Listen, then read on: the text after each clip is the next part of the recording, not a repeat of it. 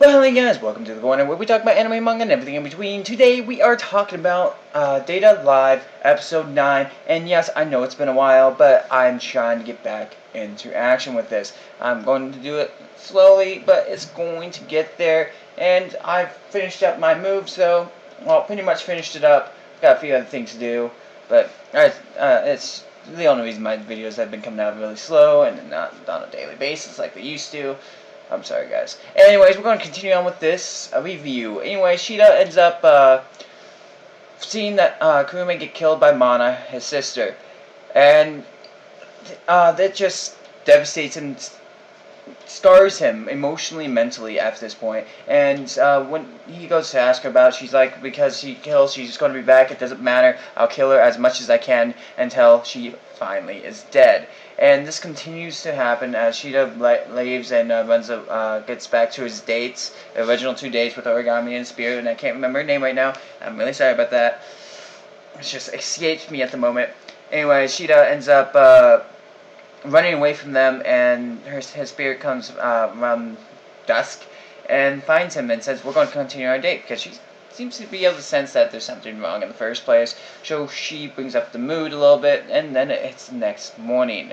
The next morning, Nightmare Kurume ends up being there. And he tells her that I'm going to protect you no matter what, and I'll save you. I'll do what I can to save you. And she hears that, takes it, whatever it needs to be, and creates a big sphere to entrap the whole school in a spiritual drain. She's draining their spiritual energy from them and killing them off, pretty much.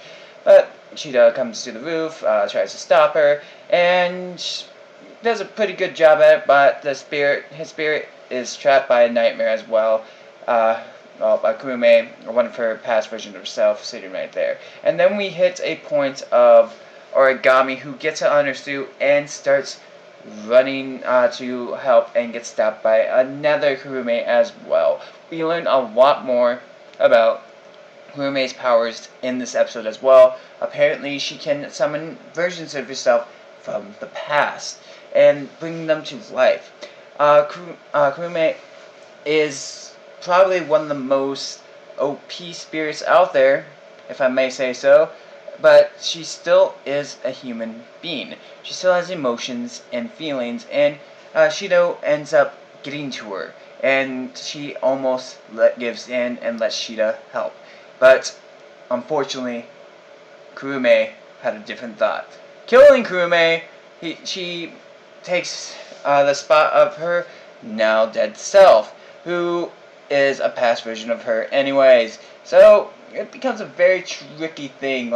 Don't mess with time, guys. It's just going to mess with your head. You don't even know which one's original, but apparently the one that's going around at the moment in time is back and forth, whatever. It ends up happening. So she continues to be evil, and this becomes a bad thing as she starts to fend off everybody with her time powers.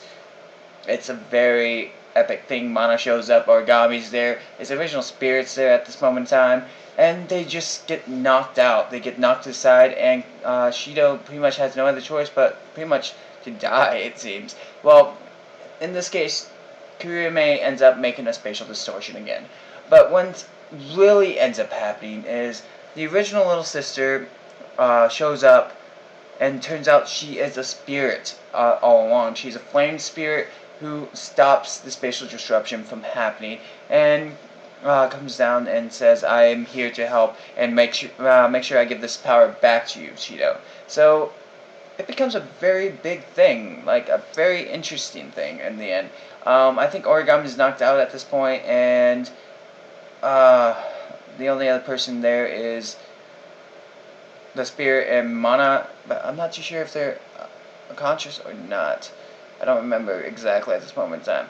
But that's where we leave off to see the new powered up little sister he already had. So, as you can tell, he's been around spirits his whole life. It's a very interesting thing. How did he seduce her? What's been going on there? I mean, they must have been very young because she's been with him a long time.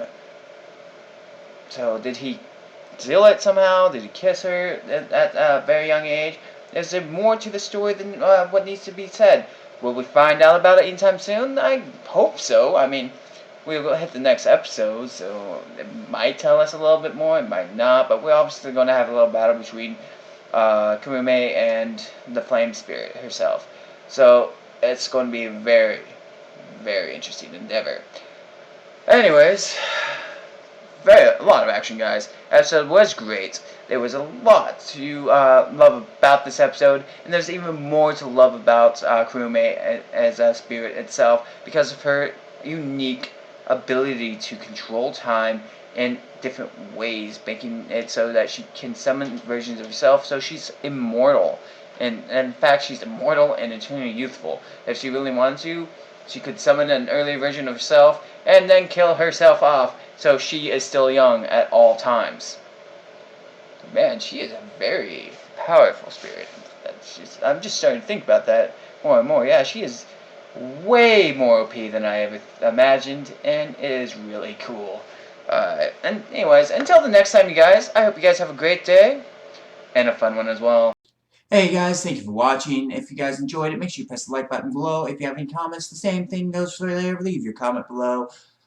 If you guys have not subscribed yet, make sure you guys press the subscribe button right over here. And my latest videos are right over here if you want to continue on my reviews. But other than that, I hope you guys have a great day and a fun one.